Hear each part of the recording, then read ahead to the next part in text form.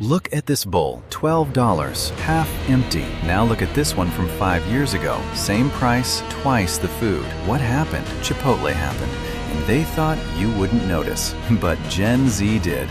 Armed with smartphones, TikTok, and kitchen scales, millions of people caught one of America's biggest restaurant chains red-handed in a $200 million scam. This isn't just about shrinking burritos. This is about corporate greed, systematic deception, and how an entire generation said enough is enough. Buckle up, because what you're about to see will change how you order food forever. March 2024. A food critic named Keith Lee walks into a Chipotle in Los Angeles. He's not just any TikToker. 8 million followers. His reviews can make or break restaurants. He orders his usual bowl. Rice, beans, chicken, the works. But then something happens. The server starts scooping. One pathetic scoop of rice that barely covers the bottom. Beans? Maybe half a spoon. The chicken? It looks like they're rationing for the apocalypse. Keith's face tells the entire story. That look of disbelief. That silent, "Are you kidding me right now?" He posts the video.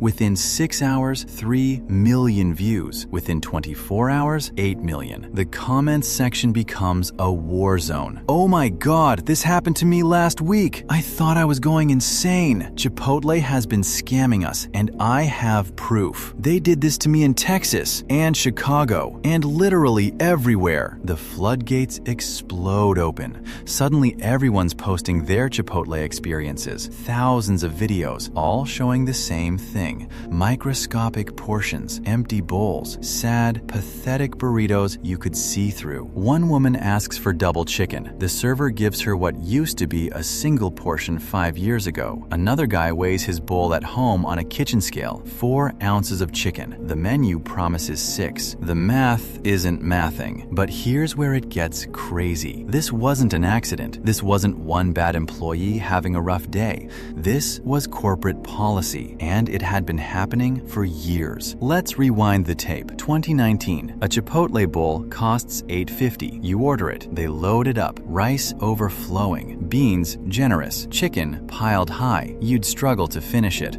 Sometimes you'd take half home. That was Chipotle. That was the brand. Fast forward to 2024. Same bowl, $12 now. 40% price increase. But the portions, 30% smaller. Think about that. You're paying more, getting less. And they hoped you wouldn't notice. But people did notice. They started comparing old photos to new orders. Side by side, the difference was staggering. 2019 bowls looked like a feast. 2024 bowls looked like someone forgot to finish making them.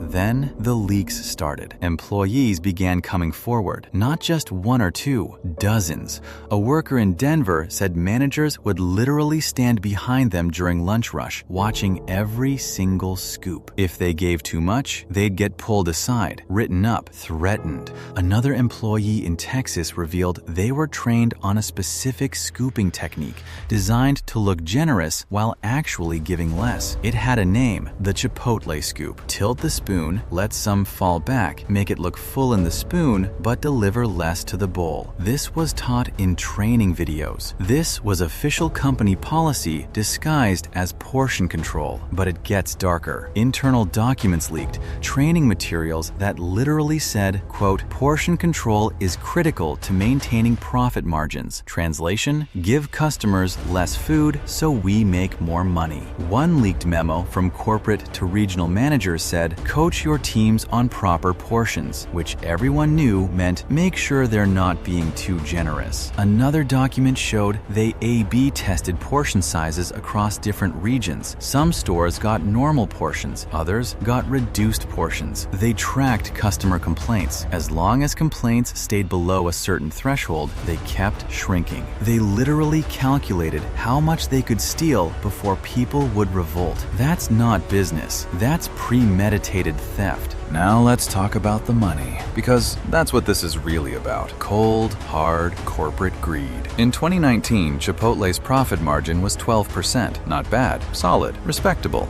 By 2023, that number jumped to 15%. 3% doesn't sound like much, right?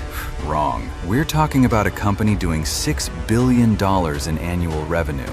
A 3% increase on $6 billion is $180 million. $180 million. Where did that money come from? It didn't fall from the sky.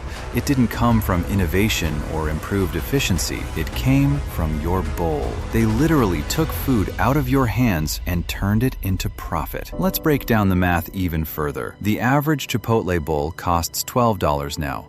If the portions are 30% smaller than they used to be, you're effectively paying about $16 for what you used to get. $4 per bowl. Doesn't sound like much until you multiply it. Chipotle serves roughly 3 million customers per day. If even half of them get shorted by $4, that's $6 million per day. Multiply that by 365 days. That's over $2 billion annually. Even if we're conservative and say they only made $200 million from shrinkflation, that's $200 million they took from customers who trusted them. And who benefited? CEO Brian Niccol made $22.2 million in compensation in 2023. $22 million, while employees making $15 an hour were being trained to shortchange customers, while college students were spending their last $20 on a bowl that left them still hungry, while families were paying premium prices for fast food portions. The wealth didn't trickle down, it went straight to the top. Stock price went up, investors cheered, Wall Street loved it, but customers were getting robbed blind. Here's where it gets worse. Chipotle knew exactly what they were doing. This wasn't some accident. This wasn't, oops, we didn't realize. They calculated every move. During a 2023 earnings call, an executive literally said, "We're optimizing portion sizes to maintain strong margins during inflationary periods." Wall Street analysts on the call loved it. Stock jumped 4% that day. But translate that corporate speak. Optimizing portion sizes means giving you less food. Maintaining strong margins means protecting profits while you get screwed. They said it out loud. They bragged about it to investors. They just used fancy words so regular people wouldn't understand. Internal emails that leaked later showed even more damning evidence. Executives discussing acceptable portion variance, which was code for how much can we get away with stealing before people notice. One email chain showed them debating whether to reduce portion sizes by 20% or 30%. Someone suggested 25% as a sweet spot. Another executive replied, "Let's test 30 in low complaint markets and scale back if needed." These aren't hypotheticals. These are real emails, real conversations, real decisions to systematically deceive millions of customers. They even studied customer behavior. Data showed that most people don't complain when they get less food. They just assume they're misremembering how much they used to get, or they think they got unlucky with that particular employee. Chipotle banked on this. They bet that social pressure would keep people quiet. Nobody wants to be that person making a scene over portion sizes. Nobody wants to seem cheap or difficult, so people stayed silent. They paid. They left unsatisfied, and Chipotle counted the money. But then Gen Z entered the chat, and everything changed. See, Gen Z grew up with cameras in their pockets. They document everything. They compare, they analyze, they share. For them, filming your food isn't weird. It's normal. It's content. So when Keith Lee posted that video, it wasn't just a complaint. It was a call to arms. Within days, a movement formed. People started using a strategy. Film your entire order from start to finish. Make direct eye contact with the employee. Ask for extra. Keep filming. If they short you, post it immediately. Tag Chipotle. Use hashtags. Make it go viral. Millions of people started doing this. Chipotle locations across America were suddenly filled with customers holding phones. Employees noticed. Managers noticed. Corporate definitely noticed.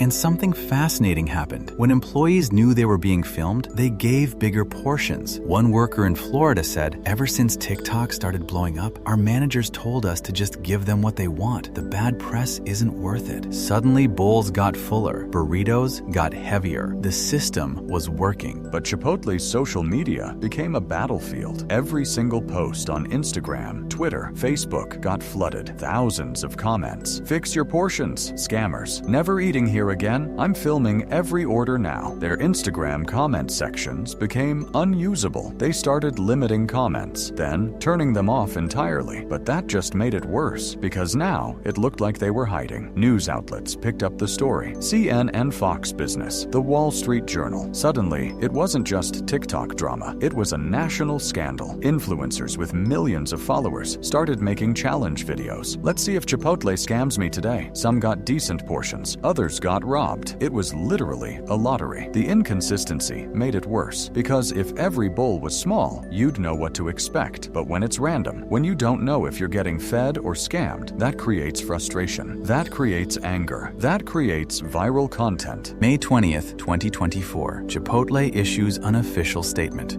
Quote, "We are retraining all employees on proper portion sizes to ensure consistency across all locations." Sounds good, right? Wrong. Read between the lines. They didn't say, "We're sorry for shrinking portions." They didn't say, "We're increasing portion sizes back to normal." They said, "Retraining for consistency." Translation, "We got caught. We're doing damage control. We'll give normal portions until this blows over, then we'll slowly shrink them again." Classic corporate move. They also announced they were adding portion verification protocols, where managers would randomly check bowls to ensure proper sizes. But employees leaked that these checks only happened when corporate visited. The rest of the time, business as usual. One worker in New York said, "They told us to go back to normal portions during inspection weeks, then go back to small portions after." The scam continued, just more carefully. Stock price took a hit, dropped 8% in June. Analysts downgraded their rating. Customer traffic declined. Surveys showed trust in the brand dropped 23% among Gen Z customers. For the first time in years, Chipotle's growth slowed. Not because of competition, not because of economic conditions, because they got caught stealing from their own customers. But zoom out, because Chipotle isn't alone in this. This is happening everywhere. McDonald's, their quarter pounder isn't a quarter pound anymore. Subway, that foot long is 11 inches. Starbucks, venti used to mean 20 ounces. Now it's 19. Coca-Cola, 2-liter bottles are now 1.75 liters. Doritos, family-size bags went from 16 ounces to 14.5. Candy bars, Snickers used to be 2 ounces. Now it's 1.86. Cereal boxes, same height, half the width, 30% less product. It's everywhere. Every aisle, every store, every brand.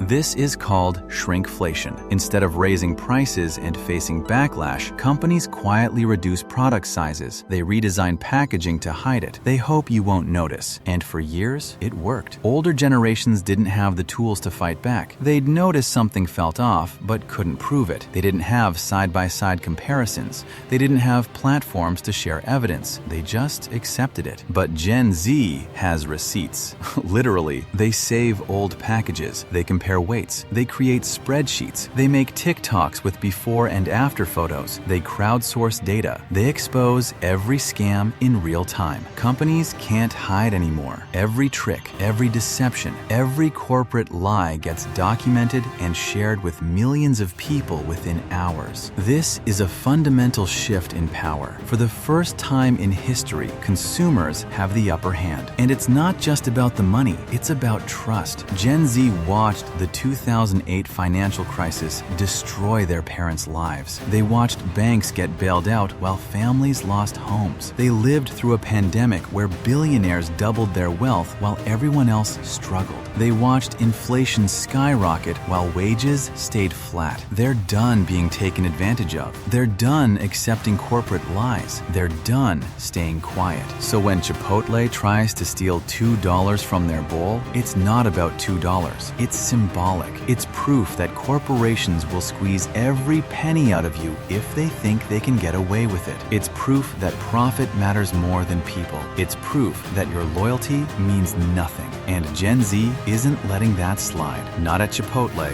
not anywhere. The Chipotle scandal is just the beginning. It's one battle in a much larger war, a war between consumers and corporations, between transparency and greed, between people with phones and companies with lawyers, between those who create the value and those who extract it. And right now, for the first time in decades, consumers are winning. So what's the current state? Chipotle claims they've fixed the problem. Some locations are better. Portions seem more consistent. Employees report less pressure to skimp. But here's the reality. They're still massively profitable. They still made that $200 million. They never paid it back. No refunds were issued. No apologies were really given. They got caught, did some PR cleanup, and moved on. The executives who made the decision to shrink portions, still employed, still making millions, still collecting bonuses. There were no consequences, just a temporary dip in stock price that's already recovered. And that's the frustrating truth about corporate America.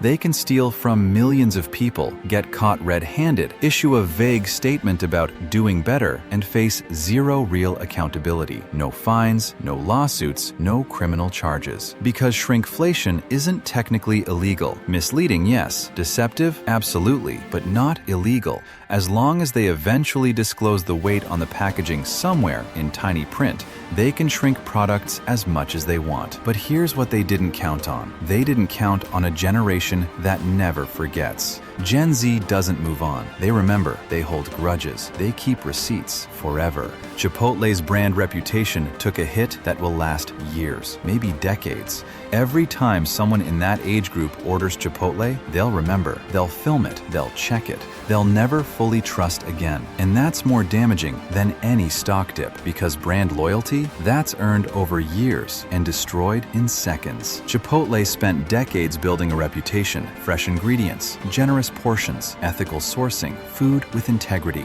That was their whole brand identity. They threw it away for short-term profits, for a 3% margin increase, for executive bonuses, and they can't get it back. No amount of marketing can rebuild trust once you've been exposed as a liar. No amount of retraining can make people forget you systematically stole from them. Other companies are watching this closely.